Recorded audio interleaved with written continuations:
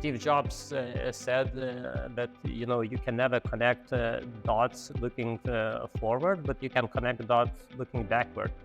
And now when I look backward to my life, like all those things which I was doing and it felt no sense in the beginning, now it feels like it was perfect match for what I'm doing right now.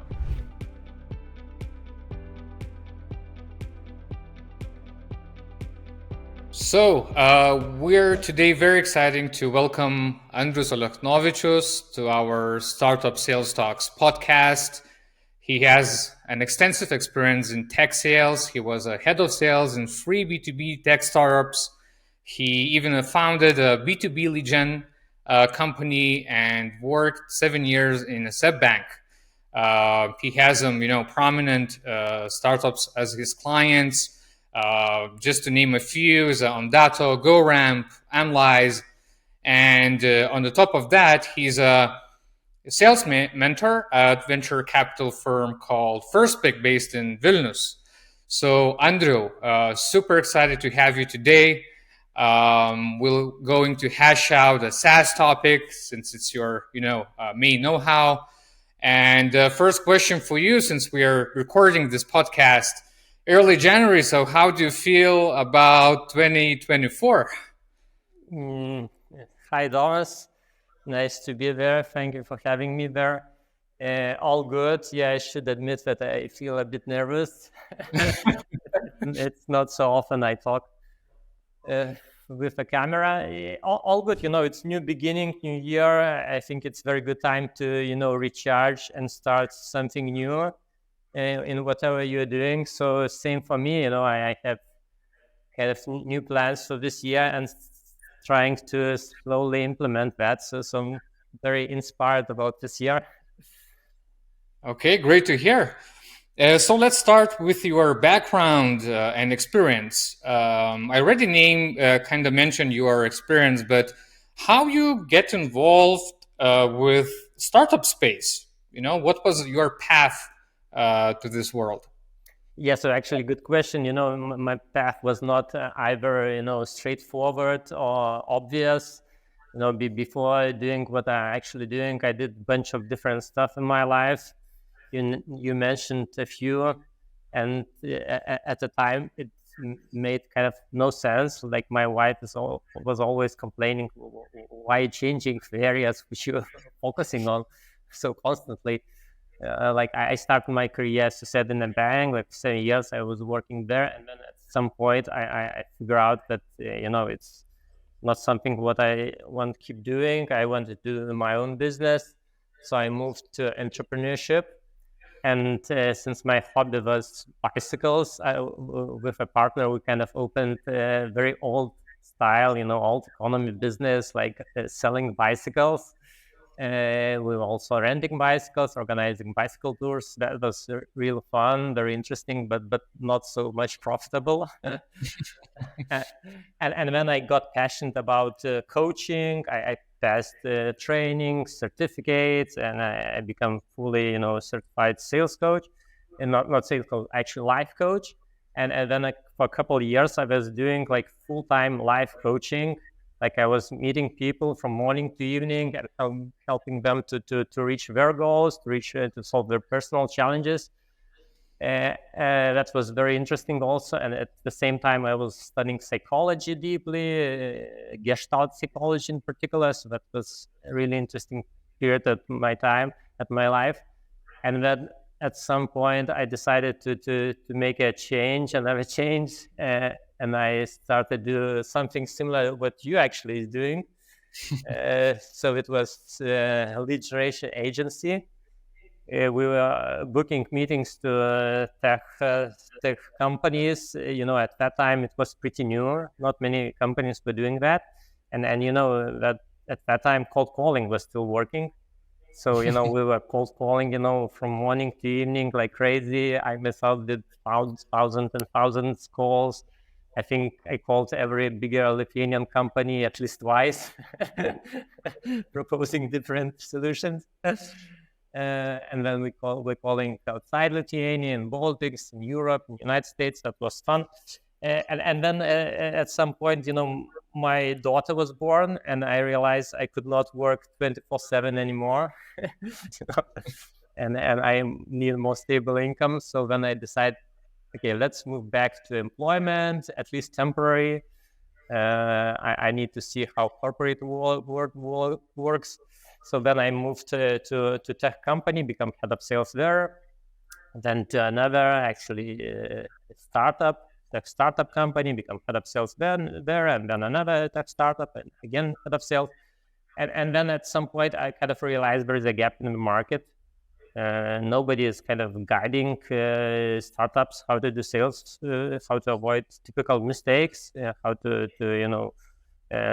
how to do more well thought assumptions about how to build the best sales approach for them. And I decided why not to do that, and I start to do what I'm actually doing. And one more thing, Steve Jobs said that you can never connect dots looking forward, but you can connect dots looking backward. And now when I look backward to my life, like all those things which I was doing, and it felt no sense in the beginning, now it feels like it was perfect match for what I'm doing right now. Because sales coaching is a very specific field where you need very different expertise. You need sales, obviously. Then you need to be a founder yourself to understand the other founders. Exactly. Then you need guidance. And then coaching and psychology is a must. Because without that, you cannot understand the people and inspire them to make a change. So, and I have the skills in all those areas. So that was the reason why I was, changing my profession so frequently previously. Well said. So, all those experiences combined made you what you are today, and you were able to help, founders profoundly, I think. So, so you're working with a lot of SaaS startups, you're consulting them. Also, you have some fintechs in your pocket. But what is so different about sales in SaaS? Right? I've been speaking with multiple founders, multiple sales leadership guys, and all of them says, I worked in traditional sales and traditional business. Now we switch to SaaS. It's completely different. So what do you think it makes so unique in terms of selling SaaS solutions? Mm-hmm. Yeah, when I first came to SaaS sales, I was very much inspired. Like, wow, that's cool. There are so much comparable metrics like sales cycle, conversion, churn, MRR, SaaS, LTV, lifetime, net revenue retention. Like all the companies are measuring that, and basically you can compare any SaaS company to each other, regardless what the product is. So that means that sales is not an art anymore. Yeah, it's already a science. You can build a very structured, very systematic approach and get very predictable results. But that's the theory. Yeah, and in reality, what happened when I came to the first company, I figured out, okay, what's the path there. And then I went to another company and figured out that all or almost all what I learned in the first company doesn't apply to the second company. and the same when I went to third company, again the same, like nothing which applies to the first two applies to the third one. So despite SaaS sales are very comparable from one angle, from another angle it's very different, just because startup is very unique breed and they try to sell something new, something which doesn't exist in the market, and therefore they should identify what's the best mix of those metrics and what's their unique sales model which would fit to sell that particular product. For those who come after them, that would be easy. They can just follow what's working. But for the first comers, the ones who try to do that the first time, it's very difficult. So for startup founders, it's very difficult task. They're doing that first time. Nobody knows how to do that. But there are some kind of metrics they can compare with each other. But you should figure out which are the right ones for you. Yeah, predictability is definitely one of those things that helps to sell SaaS, but and what kind of most common challenges do you see in this space? I heard many times churn is a big topic as well. So maybe any other challenges that are very specific to SaaS. Uh, yeah, lots of them. Yeah, I don't know. I don't know how much time do we have. We can talk all day about those challenges. Maybe just let's mention just the major ones. Yep. Yeah, at least from my experience. So what I see, all SaaS founders, they have a kind of mirage, the illusion that if they hire a salesperson, he would solve all the problems. Basically, he will figure out what's the right process, what's the right approach, and he will start closing deals. But in reality, it doesn't happen, or it happens very, very rarely. In reality, what you need to be doing is you need to build sales process, which is stronger than your salespeople. Once you have that kind of process, then you can take a more or less random person with a good motivation, and he will perform more or less okay. If you don't have a right process, or don't know what's the right process for your startup, then even the best person would be average, and the average person would be kind of low performer. So that's one thing. Yeah. Another challenge. So that's the challenge for founders. The challenge for salesperson, it's pretty different. Typically, salesperson thinks that there is a product skills, and if I master product skills, I'll be a genius, super successful.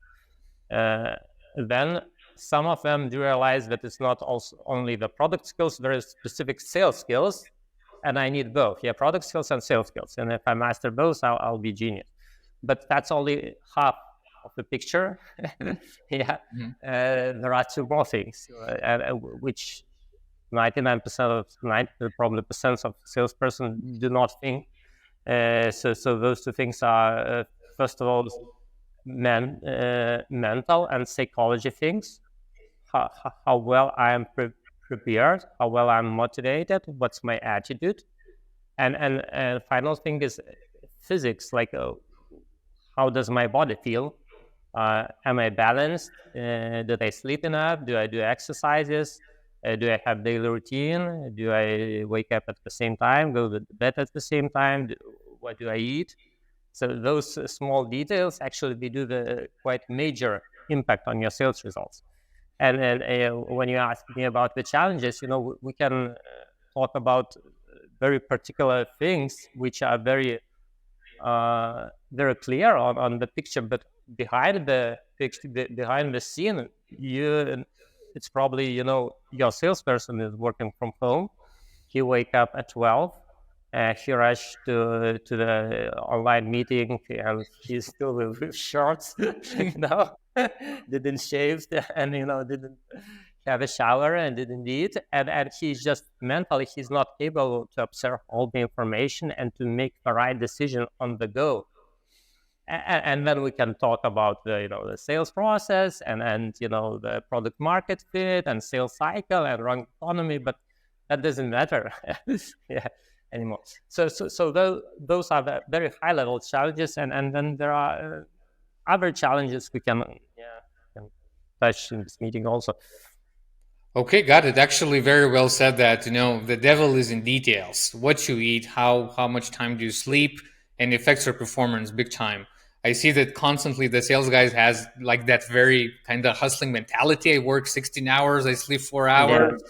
I'm like, banging the door, and at the end of the day, they burn out of the Q2, and they don't want to do anything else. So very, very good. I think tip. Of course, it's obvious, but I think it's definitely worth to mention. Okay, so you saw many SaaS startups, good cases, bad cases.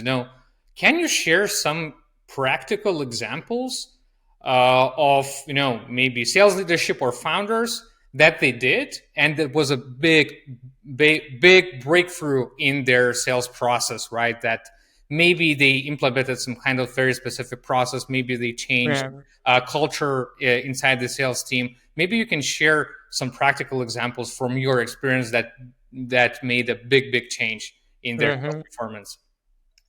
Yeah, good question. It's let's discuss a few cases. I think each startup is very different, but just maybe some founders would recognize themselves in those situations.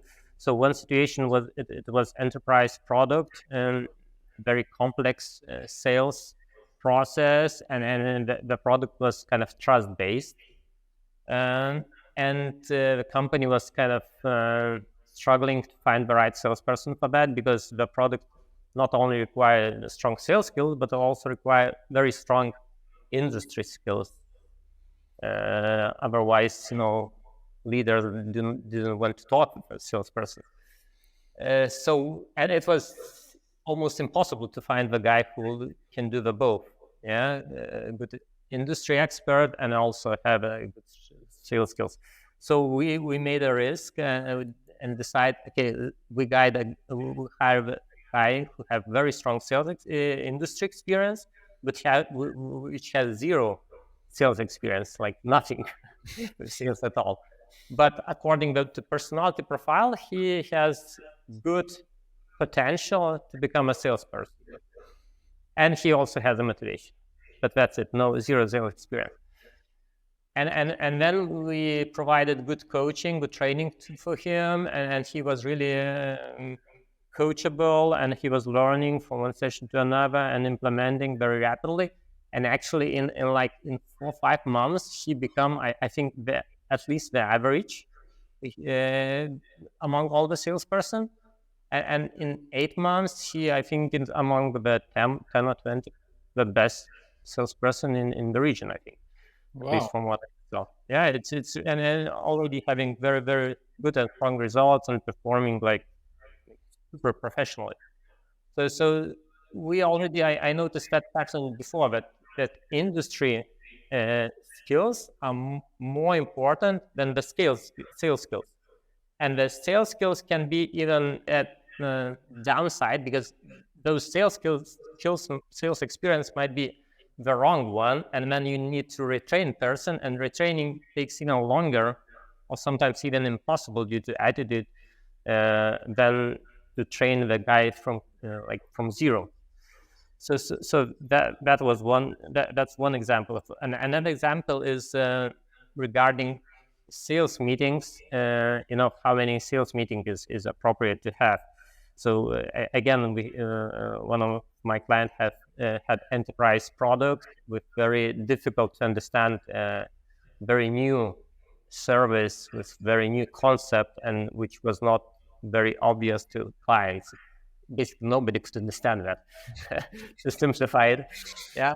So we decided to implement 4 meetings before we disclose the price. 4 meetings. Yeah, that's crazy. Most companies have 1 meeting or 2, but then 4 meetings. Yeah, like discovery 1, discovery 2, solution meeting, business case, then sometimes mutual success meeting, sometimes even 5. Yeah. Again, it was huge risk. The fear was that customers would start running, away. But in reality, they stay. They follow the path. Okay, the next meeting is second discovery. Okay, they come to second discovery. Next meeting is solution. Okay, solution, but we don't disclose the price. That's okay. Next meeting, business case. Okay, let's see what's the business case for us. And they just go from meeting to meeting and without kind of complaining. Of course, it's enterprise, it's big customers, they have a need. But that's a good example that long sequence of meetings can help you, and it helped also for conversion and sales results, because that way we're able to educate customers properly what kind of product it is, and only with that kind of education it's possible to sell that kind of specific product. Yeah, I can share one more, but if we have to run, please go ahead. Very interesting cases. Please go ahead. Yeah, and I think it's customer success. Now it's becoming bigger and bigger topic. Since it's more and more difficult nowadays to get customer attention, more and more companies go to customer success as a lead channel and revenue generation channel. So in customer success, you have two parts. You have churn prevention and you have upsell. Yeah, and customer success people usually they don't like the sales. Yeah, they are good at serving people, providing help, assisting, but they are not very good at kind of pushing, challenging, and proposing. And it's always difficult, how to find the person who can do the both. Sometimes even impossible. So we tried with one company. We tried different approaches, experimented, and finally we take a risk. Okay, let's separate it. Like there are one group of people who are doing churn prevention, another group of people who are doing upsell. Again, there was a lot of complaints, arguments that it wouldn't work because there is one customer. The one guy should know all the information about customer. Without all the information, would not possible. Too many people would irritate the customer, and so on and so forth. But once we split that, everybody is happy. Conversion increased. People who hated to do sales, they're happy because they don't have to do sales. Somehow they communicate properly. We provide proper disclaimer for a customer that there are two different people who are doing two different stuff with you, and is it okay with you? Everybody say it's okay for us, and it's worked perfectly. So yeah, that's another case regarding the customer success. Interesting cases. To your second example, I see a new trend in sales that it's called mutual closing plans or something between those lines, right? That you put the stakeholders from the client side and from the seller side, and you kind of follow everything like in the Kanban board, and it really helps to kind of keep everything on track. Have you tried that tool? What do you think about this? Yeah, I don't know which particular tool do you have in mind, but if we talk about the mutual success planning meetings, they are like extremely valuable because once you provide a solution and disclose the price, usually a customer won't run. Okay, I have everything. Okay, I'll think on my own and let you know. That's the typical behavior. But if you put the foot in the door and try to figure out what's his concern, what's his milestone, what's his criteria are to make a solution, then you have some kind of chance.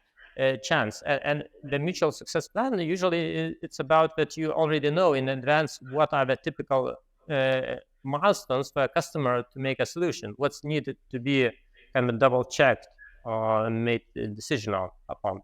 And once you provide them those typical milestones of kind of concerns, usually they accept that because that's most likely applies to them, and their trust in you kind of increases because they start to realize that in advance what their thought process would be, and in that kind of meeting you design with them. Okay, if one of the step will be IT integration or IT check, okay, let's plan this kind of meeting. Another step will be legal approval, okay, then the board approval, that's okay. Then user training, okay, yeah, and then you kind of divide all those steps and make kind of a plan, and it's clear for you and for them what needs to be done before the decision can be made, and that should be done without any push for the customer. Mm-hmm. And what about SDR and account executive? What I see in the market currently, that the trend is moving to that direction, that the ideal scenario is that you're going to have an account executive called hybrid account executive that is able to do the prospecting part. They're able to find leads, then to close that lead as well, and they're passing that after closing, they're passing that to account manager or key account manager, right? And there's some cases when they split those two, right? You have SDR, top funnel, then you have mid funnel account exec. What is your take on this? Where everything is moving, like from your standpoint? Okay, good question. Yeah. So what you're talking is about what I call like full stack sales. Yeah, he's doing everything. Yeah, from researching the customer, booking demos, and closing deals. I honestly, I think it's not affordable anymore. Imagine football. You have forwards, you have midfielders, defenders, and gatekeeper. Yeah, and imagine everybody is doing everything. Yeah, they're going from gate to gate, trying to defend and pass and score the goal. So probably you would lose to any competitor who would have well structured process, and, and definitely those people should have different skill set. They should differently motivated and differently paid. So first of all, it's too expensive. Either you overpaying everybody, either you underpaying everybody, and the best would you would lose the best persons. So it's first of all it's too expensive. Secondly, it's super inefficient. And finally, the motivation will decrease because good forwards they hate defending. Exactly. Yeah. And defenders they are bad at scoring goals, so they try to avoid, So the same with account execs. The good ones they hate to do prospecting, and the prospecting guys they lack skill to close the deal, and it's too expensive for you to put the wrong guy to the guy to score the goal because he will miss it. So there are previously, like 10 years ago, most of company was doing that. Like 5 years ago, less companies are doing that. Nowadays, very few startups are doing that. And in 5 years, I think zero startups will be doing that. And in 10 years, zero companies, including all economic companies, will be doing that. Some small startups still argue, like early stage founders argue that, okay, we are too small, there are not enough people. But I'm saying from day zero, you should split sales roles, even at least among your founders, because otherwise you are just not competitive. Well said. What I saw actually with the salespeople who transition from the SDR role to AEs, they're just animals, right? Because they kind of build their skill set, how to do prospecting efficiently, and they are just crushing it, actually, if they are actually managing to transition well and to learn how to close the actual deal. Yeah. But if they do the both at the same time, they lose focus and they multitasking and efficiency decrease. Thanks. Yeah. When I have conversations with the SaaS founders and I'm like asking, so how your account executive is searching for leads. And I heard actual multiple times, funny enough, they're going through Google pages from 1 to 10, right? And I said, like, it's so inefficient. It's the same as a R&D. You're not going to hire one guy who will do the whole R&D for you, right? So that revolution already came to R&D, and I think it comes to the sales world as well. So, and overall, like looking at the big picture, to zoom out a bit, what trends do you see that would impact SaaS sales profoundly? What about AI, other innovations and breakthroughs in technology? How do you think where the market is moving? In the long run, I think like 5-10 years from now. Yeah, definitely AI is a big thing. I'm not sure how fast it will come. Now it's kind of a fancy word. Everybody try to claim they are doing something with AI, but it's not necessarily true. But definitely it will be important. I don't know. I think more about this trends in sales, sales performance, sales process. What I see is the first trend is that it's more and more difficult to get customer attention.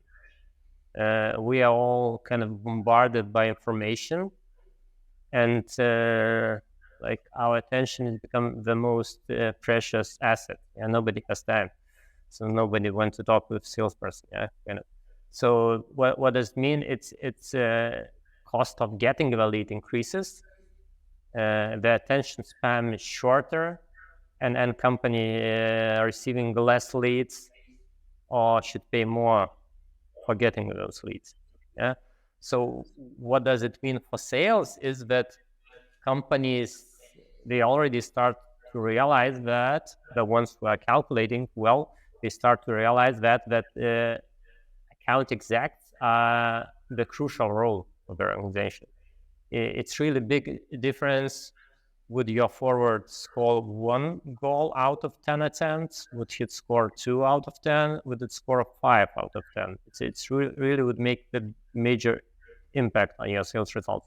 And imagine all your team is working, like 10 people, developers, success, LRS, SDRs are working, and then one person basically decide would you have like 20, 30% or 50% conversion? Yeah, and it's a huge difference. And what it means that the requirements for salesperson will increase. That's all. The competence and their competence will be increased. Remuneration will increase. So we'll be getting more because it's worth to pay more and to take only A-level players. And the companies will invest more in coaching and training because that's making a big difference. So that's one trend. Another trend is there is a constant movement from, let's say, push sales, persuasion-based sales to value sales, value selling. Yeah. So like 10, 20, 30 years ago, like, everybody hates salespeople because they push, they say, why it's good, and like, buy. And since the attention is so precious, and people more and more resistant to that kind of behavior, sales naturally are pushed to more kind of consulting and value-based approach, where instead of, pushing you or claiming not necessarily the right things, using certain tricks, or kind of short-term strategies, they focus, how can I bring value, the real value? How can I educate and assist you? Basically, how can I work more on your side versus on my company side? Because that makes the bigger influence. And I think 5 or 10 years from now, it will go even much deeper and further. And then the value selling will be kind of a big thing. Like all the salesperson will be the ones who are just providing value first of all, and then as a side effect, making sales. Kind of interesting. And another trend is, I don't know, maybe you wouldn't like it so much, but still, I see that in the market is that outbound has its limits. It's cheap. It's becoming more and more difficult to knock on the doors to the people who are not looking for a solution and proactively try to promote some kind of product. So naturally, like, company will be pushed to find innovative ways how to get leads. Inbound is limited, but still there are more ways like PR, events, webinars, customer success, education, networking, conferences, some unique approaches. So more and more leads should come through that approach. And then instead of cold outreach, outbound will be focusing on working with those semi-warm leads and try to convert them to demos instead of knocking to the doors to completely all customers. Absolutely. And I see this trend actually. So like talking a bit about, more about outbound, right? And so I think we are entering the era of outbound 2.0. Everyone did predictable revenue model, but reality is that you need, for example, intent data, right? That is a relatively new thing, and not all teams are implementing that, but that's becoming crucial. Other thing that they see, and those SDRs just crushing their targets and quotas, they become community leaders, or they being very involved in communities. What I mean, they're pushing the content to the LinkedIn. They're attending various webinars. They are, maybe doing some kind of podcast or something similar, right? So they're building the audience and they're cashing out on the attention, right? So this is where everything is moving. And what I see, and constantly, so Like people don't know how to do an outbound properly. Like they're still sending 150 word initial email with subject line, quick question, and a call to action. Give me 15 minutes of your time. You just need to nail down the basics, and then I think you're going to be well off, and at least better than the 90% of the market that they're currently doing. So Yeah, and imagine how many of those cold messages founders are reaching per day. You yeah, yourself, I don't know how many invites and cold emails you are reaching. And so one founder showed me his email. I was astonished, like, and what we do, we just ignore it, and that's it. So it's sending instead of 100 emails, 10,000 emails wouldn't help. You need different approach. yeah, exactly. And you need to personalize. That's Yeah. a new thing, right? Because everyone has a cold outreach fatigue already, right? You receive Uh, numerous emails every day with the same subject line, with that shitty email, and those who personalize actually are very, very well off. I know one founder who was booking uh, more than actually 30 demos just on cold email, and he just personalized every email, and uh, he's doing just fine, and he's selling SaaS. He's not even using any other channel.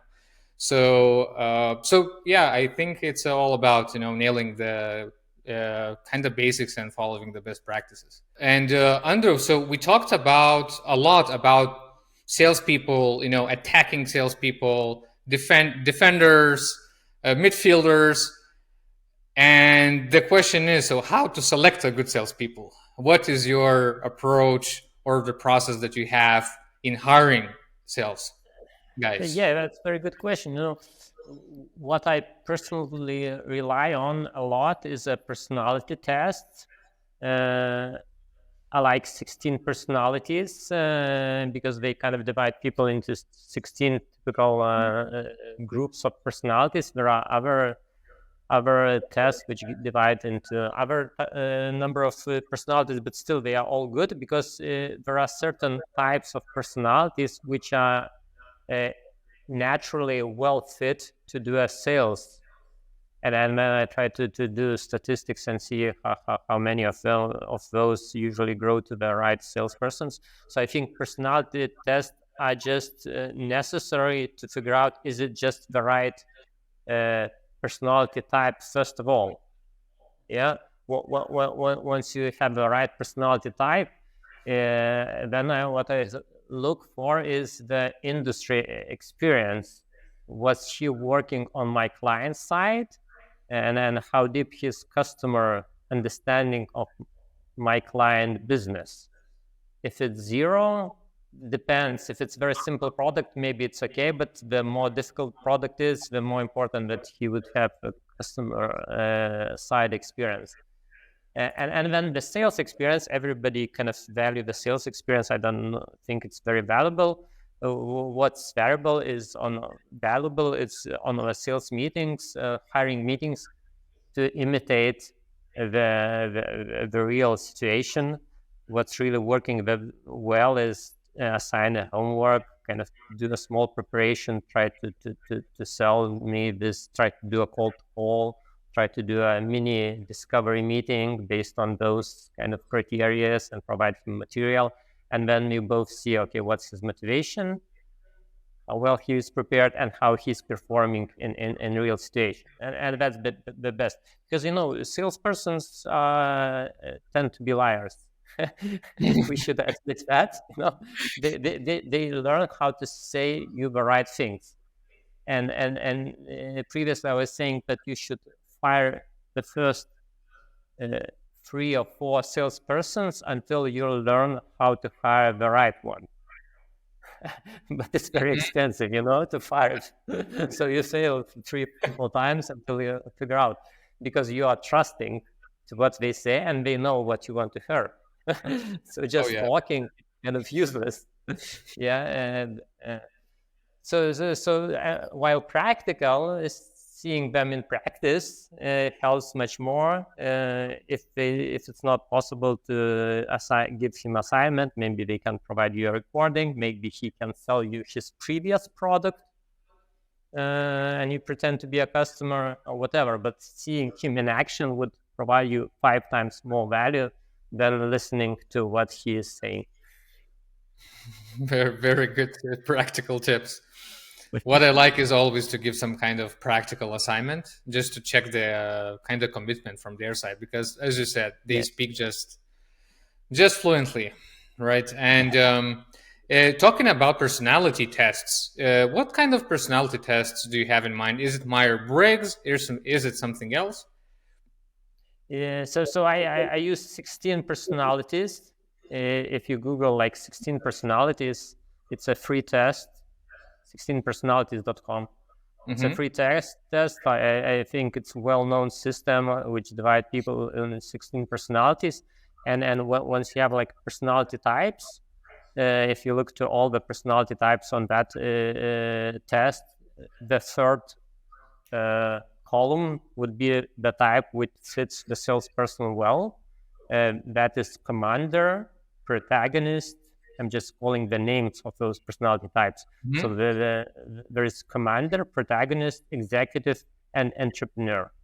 So those type, they have inborn traits which fits well to the sales role, just naturally. And then it's all about the motivation. Do they want to develop those traits, or do they want to move to some other career path? And then talking about all the other personality types, the other 12,